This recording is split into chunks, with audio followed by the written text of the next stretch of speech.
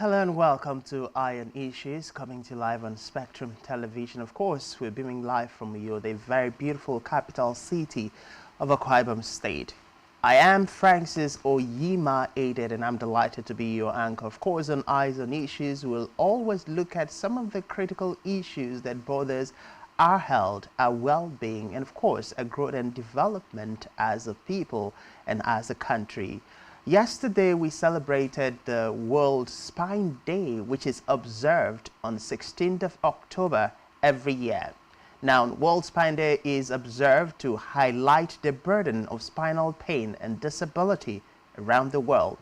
Of course, we know that our spine is the backbone in our body's central support structure. And of course, it helps us to connect different parts of our body. The musculoskeletal system truly rests on the spine. Our spine helps us to sit, stand, walk, twist, and bend. And every year on October 16th is marked the world over to bring our focus and attention to some of the things that we do on a day-to-day basis which affects our spine. Now, it is very important for us to know that studies suggest that an estimated 1 billion people worldwide suffer from spinal pain. Now, this year's theme is Move Your Spine, and it has been given for us to consciously take those activities into consideration that will help us move around on a day-to-day basis. Move Your Spine urges people to take care of their spine by staying active. Now, one might ask, how do we take care of our spine? We know it is a very critical part of our body system. We know it plays a whole lot of pivotal roles in how our body is able to function. But in the issue or in the instance that we have challenges, who are the people saddled with the responsibility in the field of medicine who will attend to these needs? Well, neurology is a branch of medicine that specializes in the treatment of disorders of the nervous system, and that includes the brain, the spinal cord, and the nerves. Of course, before we head on to the conversation this evening, I'd like to encourage you to join us on our social media platform, all of which you can find on our website, spectrumtvlife.ng. Of course, also, the phone lines will be open just in case you have one or two questions and you'll love to ask our guest, who is a consultant neurosurgeon at the University of Uyo Teaching Hospital and a senior lecturer with the University of Uyo. But before we bring our guests on board, let's take a special report on World Spine Day 2023. Stay with us. It was Chris Jami Philosophy who said, "The faithful man perceives nothing less than opportunity in difficulties. Flowing through his spine, faith and courage work together. Such a man does not fear losing his life, thus he will risk losing it at times, in order to empower it. By this he actually values his life more than the man who fears losing his life.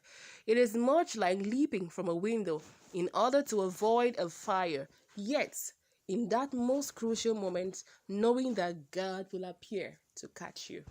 The 2023 World Spine Day theme, dubbed Move Your Spine campaign, calls on people to care for their spines by staying active. Evidence has shown that immobility and a lack of physical activity are contributors to spinal pain and disability.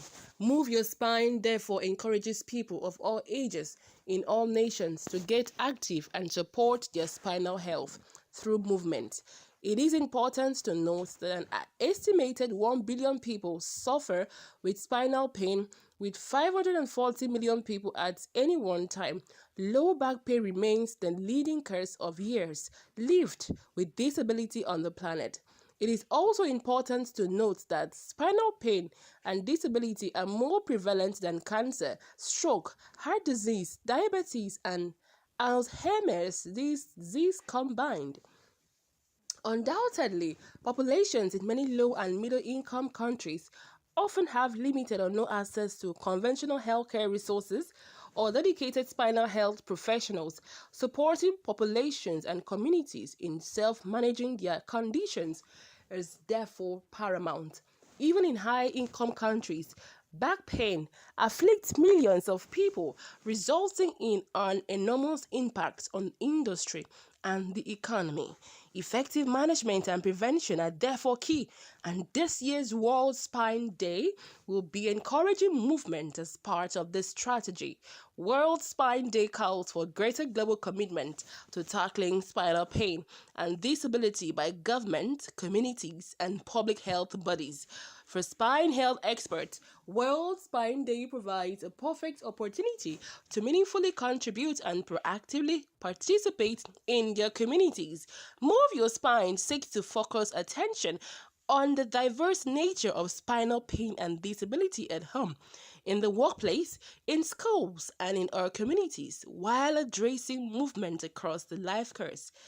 It will highlight ways in which all people from all backgrounds can help their spines by staying mobile, avoiding physical inactivity, not overloading their spines, and adopting healthy habits such as weight loss and smoking cessation. As we celebrate the World Spine Day, the world is being asked to get involved in World Spine Day 2023's Move Your Spine campaign, while governments and all people that are urged to prioritize their health and invest more to guarantee quality.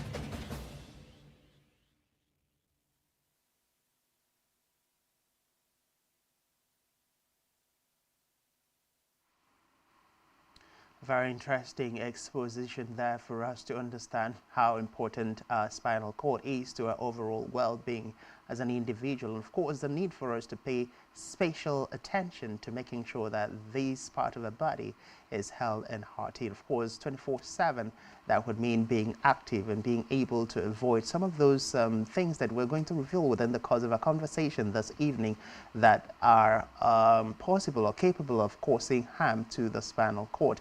Of course, my guest is none other than Dr. Ubong Udo Ekpene. He is a senior consultant neurosurgeon from the University of Uyo Teaching Hospital. He's also double as a senior lecturer at the University of Uyo. Good evening, Dr. Udo, and welcome to Iron Issues.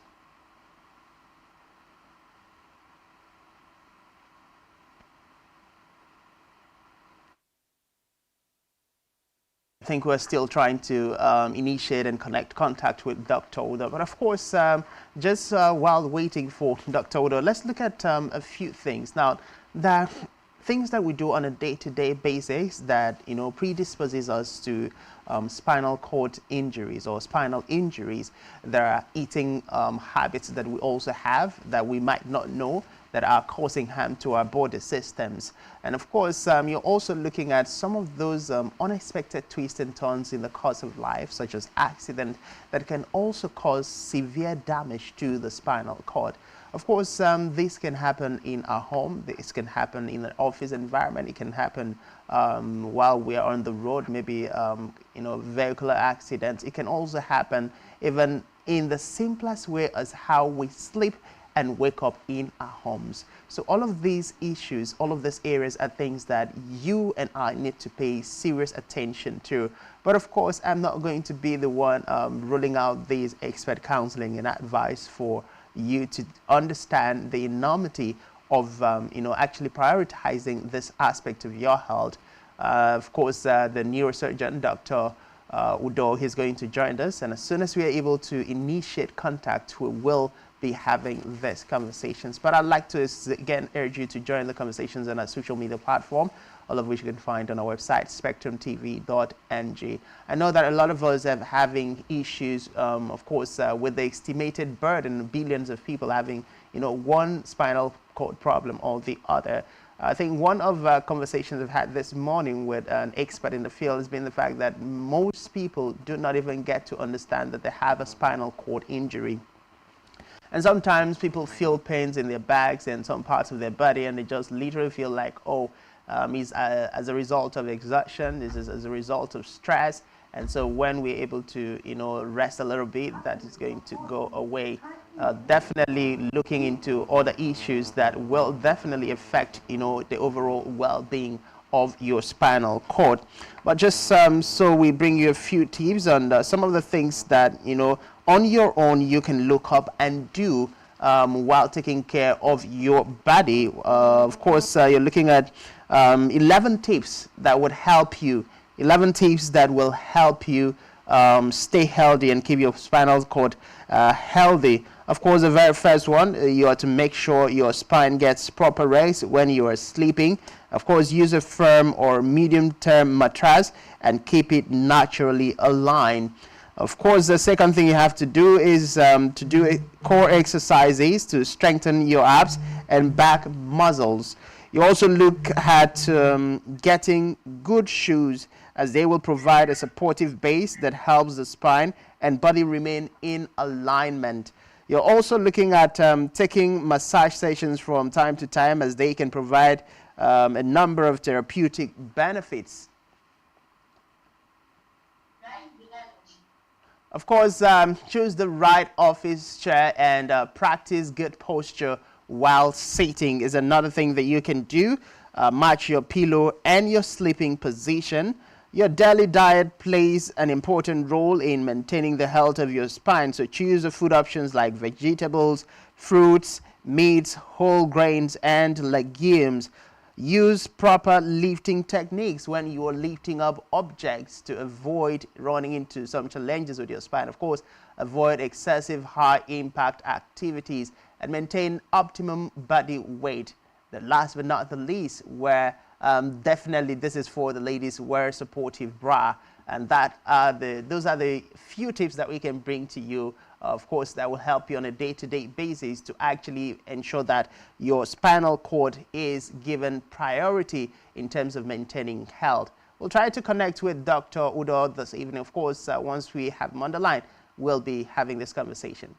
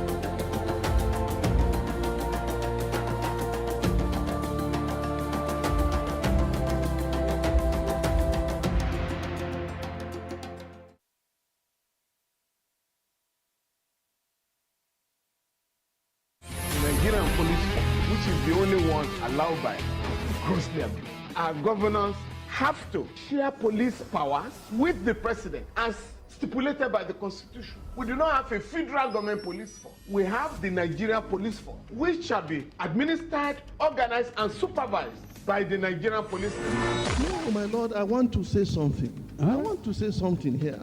Perhaps it might also enlarge the scope of people who should be invited here for examination. My lord, if we cannot find those who literally murdered Abiola, who are those people who could be said to be the beneficiaries of the death of Abiola? Rogers has linked you with some of the killings he did. He never did. He linked you with the attempted murder of Hebrew. He did not. My lord, the Matters Council is leading the evidence in our matters. Is this an adversary proceeding? It's not, my lord, but you can't be talking about cases which are in court, Is my lord. this an adversary proceeding? It's not, my lord. These cases are in court, my lord. I'm just reminding your lordship. My lord, sorry, my lord, I think I'll be in cross-examination. Legally Speaking, a program that deals with legal issues and questions we face as citizens of this amazing country, Nigeria. Legally Speaking. Join us every Friday from 5 p.m. to 6 p.m. for Legally Speaking.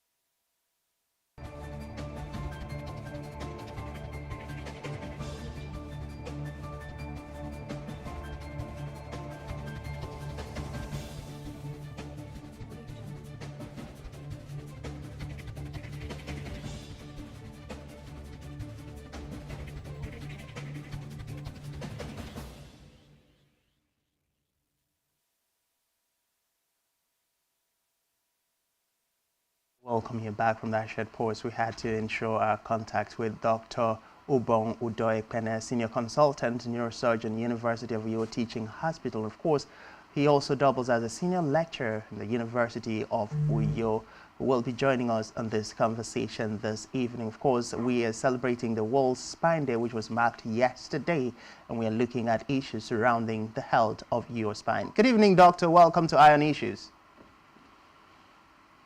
Good evening, Francis. How are you doing? Very well, thank you, Doctor. Sorry to pull you out from your busy schedule this evening. I hope you had a great day. I'm sure I did. You? I had a wonderful day, Doctor. Awesome. All right, so let's quickly jump into the conversations. I know a lot of us are eager to hear what, spine and all of the things that we need to do to keep ourselves healthy is concerned. Yesterday we celebrated the World Spine Day, which of course is a day set aside to create awareness and draw attentions to the spinal cord and issues surrounding it. So I'd like to know, first and foremost, what does this day mean for your kind of expertise in the field of medicine, neurosurgeon? Okay, thank you, Francis, and thank you, audience at home. It's a pleasure to talk to every one of us about a very important issue about our own health. In this aspect, we're talking about the spine. And World Spine Day has to do with an awareness about taking responsibility of about our spine. One of the things that is very common in our world today, one of the ailments that is so prevalent is back pain. I'm sure in someone's lifetime, once or more times, somebody must have some occasion to complain of, or some reason to complain about back pain. And most of the causes of this back pain is work related, lifestyle related, And so World Spine Day is an awareness campaign set aside to remind us of the need to take responsibility about our health. So the 16th day of October every year has been set aside as a day to remind ourselves that we must take responsibility about our spine. You know, the spine is a part of the body that anchors or helps us to be erect.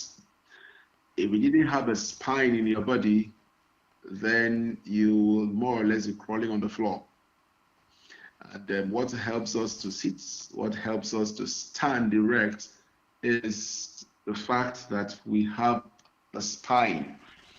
And so one must be sure that you protect it by avoiding things which we'll talk about as we go on that can endanger your spine, predisposing you to having chronic back pain that can also affect your outputs, can affect your life itself. And so that's why we thought it has been thought wise worldwide to set aside a day where this important issue is discussed. Okay, it's very important that we have a day like this to celebrate and draw attention to the importance of the spine. But a lot of people will ask, the spine, yes, we know the spine plays a very vital role in how we work, sit, and all of the things that we do as far as mobility is concerned. So let's look at some of the spinal problems that we can possibly run into.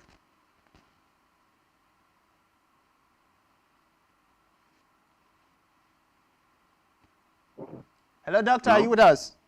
Oh, yeah, I lost you for a moment there. All right, so sorry about that. Network probably interfered. So the question is, what are some of those, problems that we can run into that would affect the spine? What are the problems that we can have?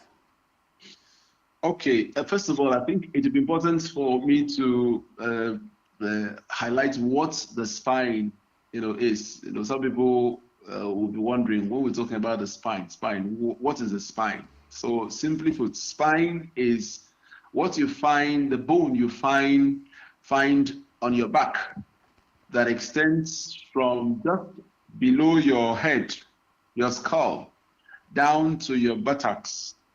If you press the center of your back, that's midline portion, your back, that extends from just below your head to your buttocks, that is your spine. Now, that is the bony aspect of it, which is called the vertebrae. Now, within that bony casing, you have a soft part, which is called the spinal cord. Now, the spinal cord is the live wire that connects your brain to the rest of your body. It's so when we're talking about the spine, you must have this understanding. There's a bone, ligaments, soft tissues that could be injured, and there is also something very important like a live wire within it, housed by that bone, that also can be injured. And when it is injured, it can cause serious debilitating condition to the patient, can cause serious life transforming experiences. Now back to your question about conditions that can affect the spine. Well, we can start with a simple thing like acute back pain. Somebody can just sleep, wake up, and all of a sudden you didn't sleep with back pain, but you just woke up and you're experiencing ache all over your back.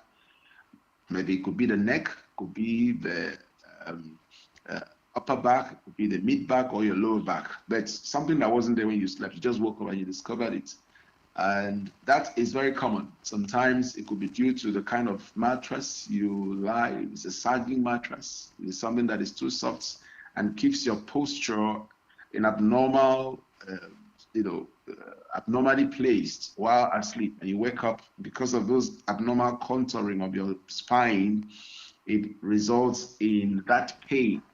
Or sometimes it could be as a result of your sitting posture. And by the time you get up, you start feeling, that's pain. Most times it's acute. Sometimes you're about lifting something or you were bent over and you're about to rise up from a bent over posture, and all of a sudden you're now feeling that back pain. Sometimes it could even come with a sound. Now, all those are things that can lead to acute back pain. And there are other things that can cause that. It could be a trauma, falling from a height, or being involved in an accident, or even falling level fall, you hit your back, or someone punches you on the back, or some strenuous athletic activities that can put a strain on your back. That could cause back pain. Infection can also cause back pain. Infection that may occur somewhere in the body, and then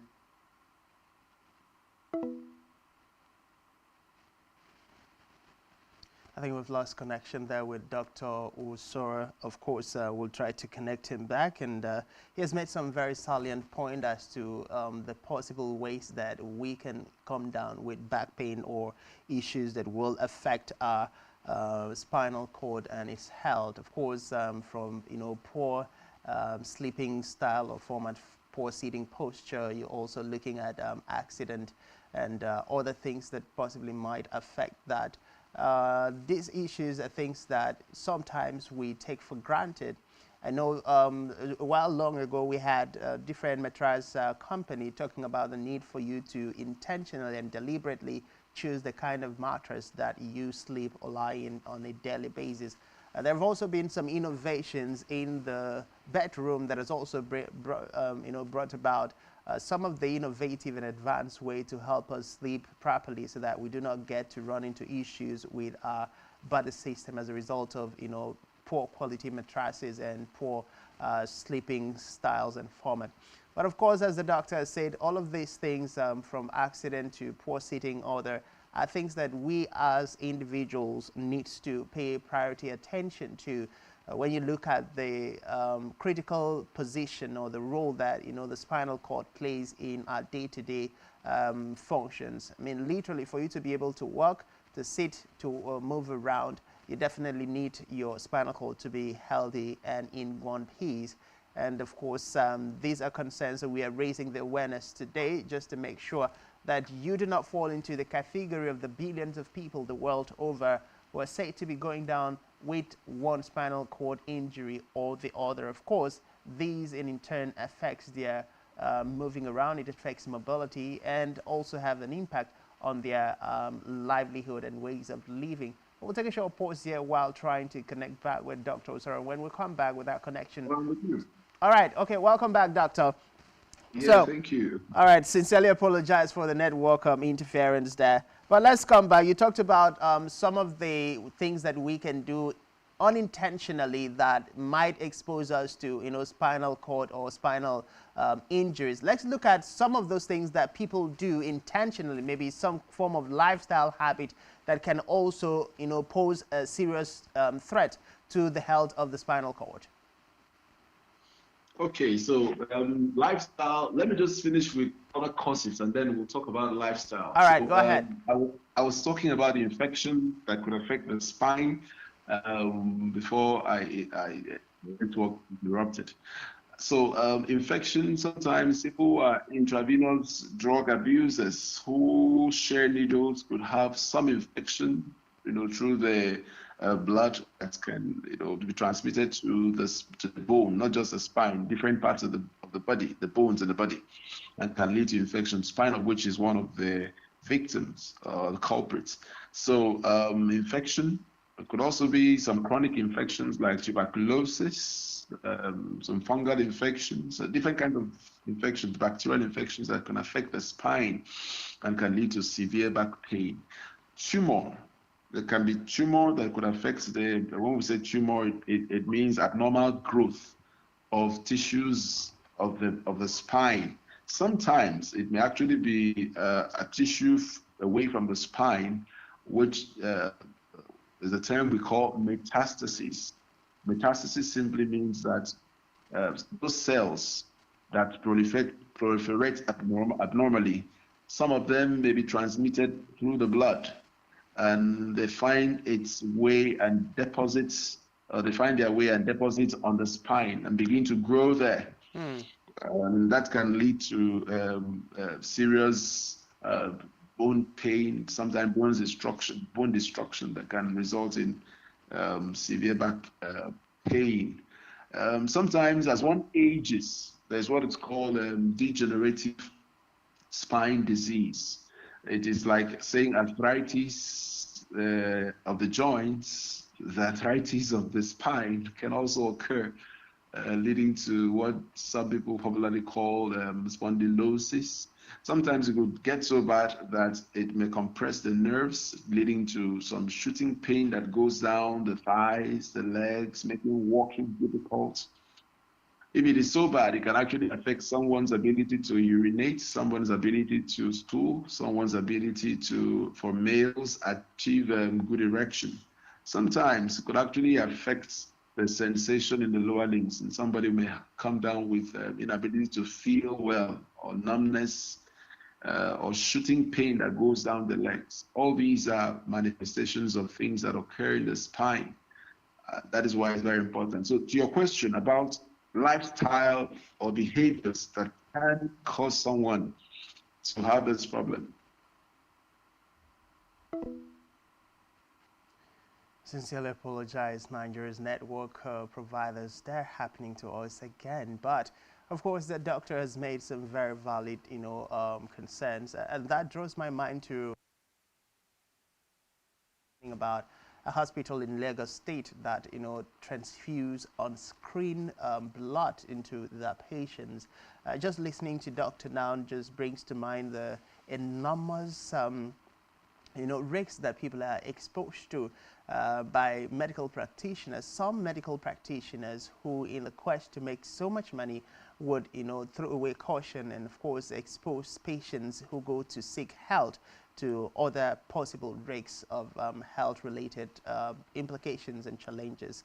Of course, it's World Spine Day, celebrated yesterday, being October 16, and we are drawing attention to the issues of spinal health.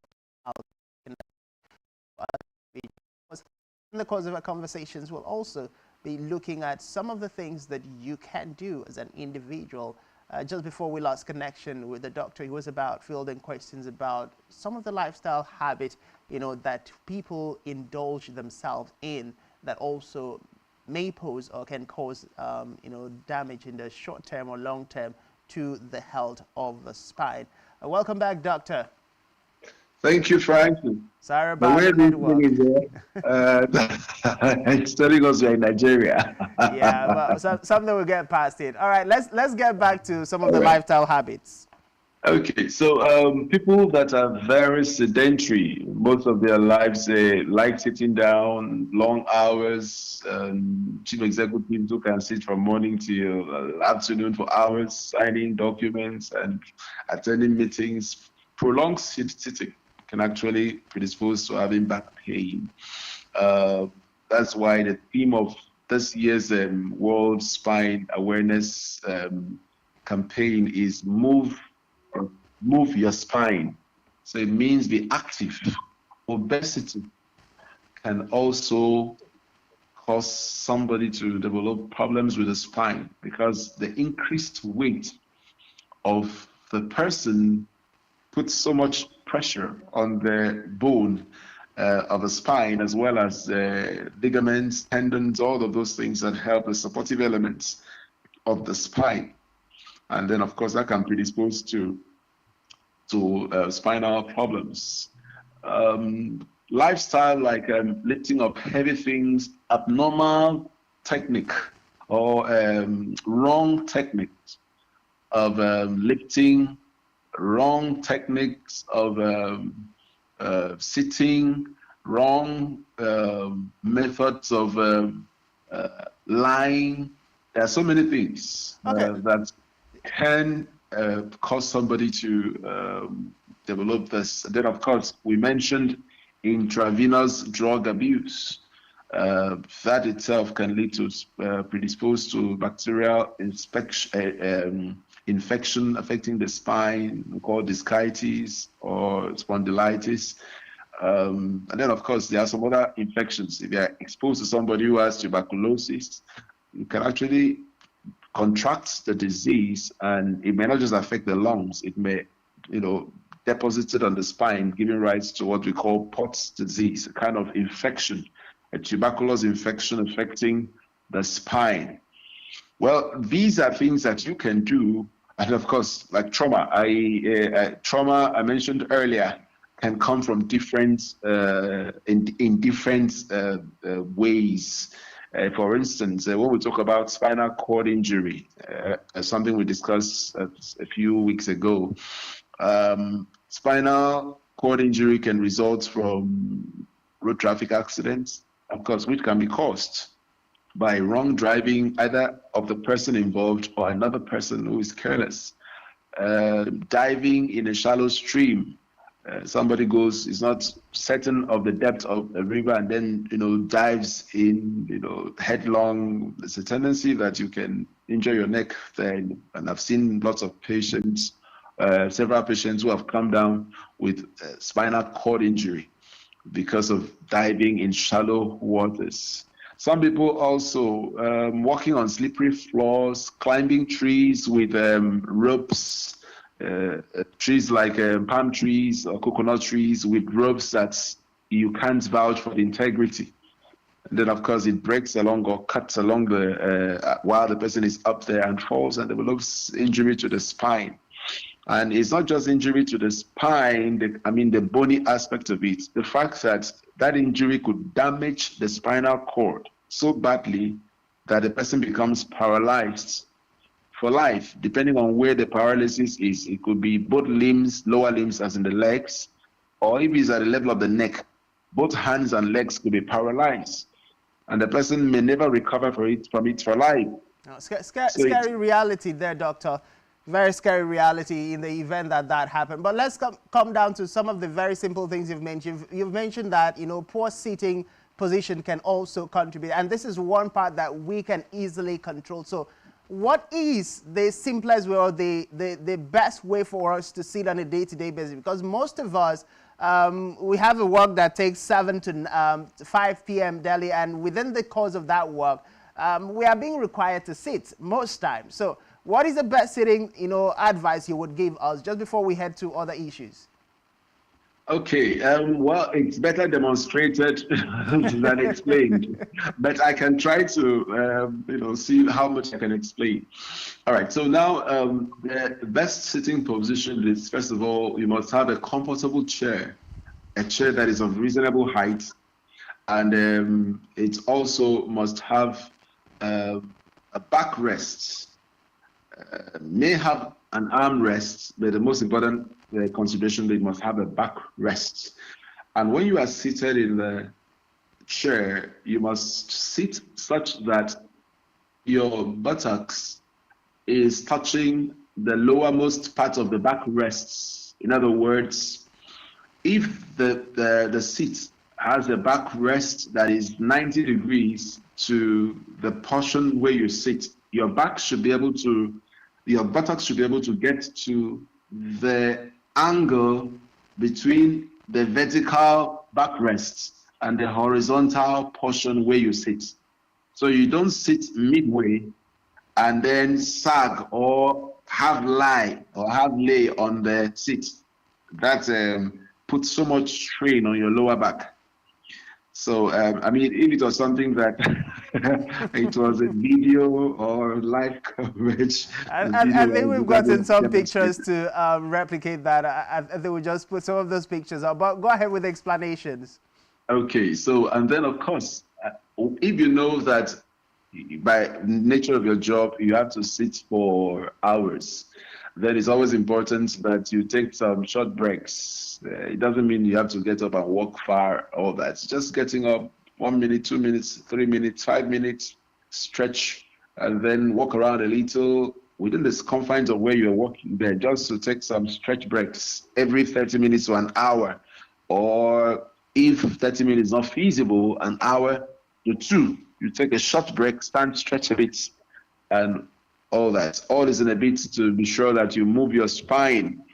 Sometimes pain comes when you position your spine in an abnormal posture for prolonged periods of time. Then it puts so much strain on the soft tissues around the spine. It can lead to degeneration of the spine and all that. The same thing with lying posture. A lot of people sleep in awkward postures, and then by the time they wake up, they feel neck pain, back pain, and all that. All right, so now the spine is arranged such that there are different normal curvatures along the spine. The part of the spine that forms the neck has a way of curving forward. The part of the spine that has the upper back curves backward. And the part of the spine that forms the lower back curves forward, similar to that of the neck. And then the part that forms the buttocks, the midpoints, the midline between the buttocks, is curves backward, just like the upper back. Now, when you are lying down to sleep, when you are sleeping, your posture must be such that those curvatures are maintained. So how do you maintain the curvatures? If you are lying on your back, you can put a little roll, like maybe a little towel, doesn't need to be big, something small or a soft foam that you place under your neck, such that it maintains that normal forward curvature of the neck. And you can put a pillow under your knees. When you put the pillow under your knees, it helps to and relax the lower spine. And then you can lie provided it's much more relieved than lying with a big pillow under your head and the spine for hours subjected to abnormal posturing. The same thing if you're lying on your side. You can use a small pillow just to support the space between your shoulder and your head so that your head does not hang down, neither is it pushed to the opposite side abnormally. And then, of course, you put pillows between your knees and you can lie in that posture. Now, what that does to your spine is that it aligns your spine in its natural contour, so that if you are going to sleep for 3, 4, 5, 6, 7 hours, your spine is not in an awkward posture that strains the ligaments and tendons and puts the muscles into spasms and then cause pain by the time you wake up. Okay. I mean, these are basic things that you can do as an individual. All right, doctor, let's come down to diagnosis. How do people get diagnosed with spinal problem, and how is there a possibility of treating people who come down with spinal injuries? Okay, so diagnosis begins with the patients presenting at the hospital. So you notice that you're having some abnormality going on in your spine. And what I mean by abnormality, I mean you're experiencing pain that wasn't there before, or you are experiencing abnormal sensation either in your upper limbs or your lower limbs. And you can also experience sometimes weakness, beginning to have some notice that when you walk, you feel some weakness in your limbs, whether it's the upper limb or the lower limb. You may also notice things like when you walk, you feel pain that shoots down your legs. Sometimes you may notice numbness in your different parts of your body, or abnormal sensation like pins and needles sensations. All these are things telling you that something is happening to the nerves that innervates your body, the limbs. Sometimes also it may just be that, that one is an extreme case. Who has had a trauma and now notices that the limbs cannot move and all that, or has pain on the spine. Our first thing is to present at the hospital so that you are examined by a specialist, and following detailed examination, some investigations can be ordered. Investigations like X-ray. Sometimes if the information provided by the X-ray is not satisfactory, you could request for a higher form of radiological investigation. That is a CT scan, and even sometimes an MRI. These are all higher forms of radiological investigations that help assess the bones of the spine and the soft tissues around the spine. It is based on these gamut of information that the specialist will now decide on what the problem is and the best solution for that particular problem. Now, can spinal cord injuries be managed? Well, spinal cord injuries, what we must understand is this, that not all spinal cord injuries are the same. Spinal cord injuries or spine injury, let me start with spine injury. Spine injury could involve just the bone, could involve just the ligaments, I mean the soft tissues around the bone, or both. Or it can actually affect the bone, the soft tissue, and that spinal cord within the bone that we're talking about. Maybe I should try to explain that a bit briefly. Now, if you've ever killed a fish or eaten a fish, and that spine of a fish, that bone, the backbone of the fish, you would notice that within that backbone of the fish, you would notice a whitish soft material like that, soft tissue. That is the spinal cord. Of course, the same thing with goats. If you've killed a goat or with all vertebrate, backboned animals, you would see that soft whitish part within the bone, that's the spinal cord. That is what helps move the body. Okay. When there is injury to that part of that sensitive part of that spine, it cuts off information to the rest of the body below that level of injury. And by the time that happens, the person seems not to have control over the parts of the body below the level of that injury. May not feel anything, may not be able to move that limb, may not be able to control urine and stool. Now, these may be the extreme. In this case, we say that person may have a complete spinal cord injury. When somebody has a complete spinal cord injury, as we speak today, in the entire world, there is no place where a complete spinal cord injury can recover 100%. There are studies that are ongoing. There are developments that are in the pipeline that in the near future may bring about some way of getting around this big problem. Okay. Yes. But for now, it's still not possible. But there are others who also can sustain incomplete spinal cord injury, which means that the bone may be affected, the soft tissues around the bone may be affected, but the spinal cord is not completely transected or crushed. So it means that there is still some function below level of spinal cord.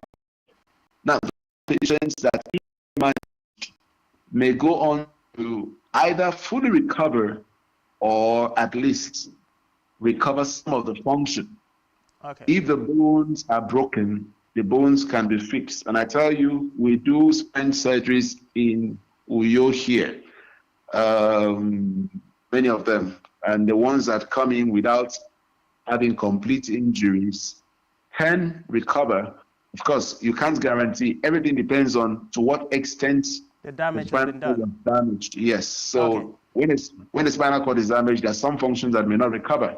But the ones that are completely damaged, is very unlikely that nothing will come up. But those that are partly damaged, if managed properly by specialists, can achieve some good recovery of function and live near normal lives. All right, Doctor, just before we let you go, because we're running out of time, let's look at some of the eating habit, because we know that even the foods that we eat have a way of affecting the health of the spinal cord. So briefly, what are those foods that we need to avoid and the food we need to take into consideration in our daily diet to help our spinal cord health?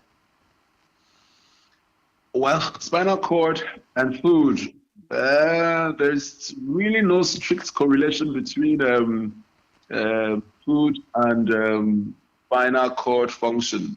What we can say is that all parts of our body thrive well when we nourish our body with well-balanced diets. Lots of food that contains antioxidants, so vegetables, fruits, and generally balanced diet. The food that is good for the brain is good for the spine. Food that is good for the skin, the muscles, the other organs in the body, good for the spine. But there's no specific predilection. So what you should avoid is things like excessive alcohol, smoking. Those are eating habits, should I call it eating or social habits that can actually impact negatively the spine, particularly cigarette smoking. The content of that cigarette tends to affect the spine negatively. And so because of that, it's not advised. Excessive drinking also, it can affect the brain, it can also affect the function of the spine. So the regular diets in moderation, it's fair enough. Balanced diets, diets rich in antioxidants. That's fruits, vegetables, and all the vitamins. All right, and then one other thing I want to mention before we leave is I mentioned behaviors like lifting.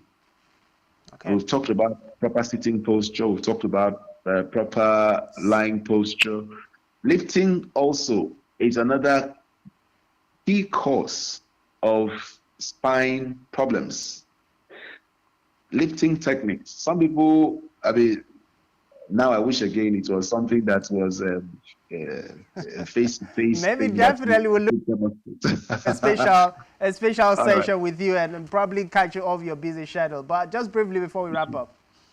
Okay, so in lifting, when you are trying to lift something from the floor, when you flex your spine downward and try to lift the weight, what happens is that the forces acting on your spine is so much because of the weight you are carrying, and that can cause a snap in the ligaments that hold the bones in place. And sometimes there's what is called a disc. It can cause a rupture of that disc, causing a sudden pop-like sound that you can hear on the spine, leading to a disc herniation, which can cause severe back pain, sometimes so bad that it can be shooting pain that goes down the legs. Now, what should you do while lifting? Now, the best way to lift is to squat. So in a squatting position, you hold whatever you want to lift with your back almost 90 degrees. You use your thigh muscles to raise yourself up, your thigh and leg muscles to raise yourself up so that you don't bend forward your spine abnormally. So what takes the weight of that load you're carrying will be your thigh and leg muscles, sparing the strain on your spine. And then, of course, you avoid lifting on your head heavy loads, because those heavy loads put vertical pressure that goes along the entire spine, and that itself can put so much strain on the soft tissues around the spine. Sometimes it could be so strong, or the force could be so much that it can even break a bone. All right, Doctor. All right, Doctor, I'm sorry we have to pause this conversation here. We're running out of time, but I do promise that we are going to come for a very special interview so we can have video display analysis of these different postures that you've talked about, probably with a patient, to help the whole world understand how to take care of a spine. But thank you so much, Doctor. Thank you, Francis. Nice talking with you. Thank you, audience, for listening. Of course, that's where we're going to put a pause in our conversation today on Iron Issues. My name is Francis Oyima Edet, and keep on joining and staying tuned to Spectrum Television as we continue with the rest of our programming. Wishing you a lovely evening. From me to you is bye-bye.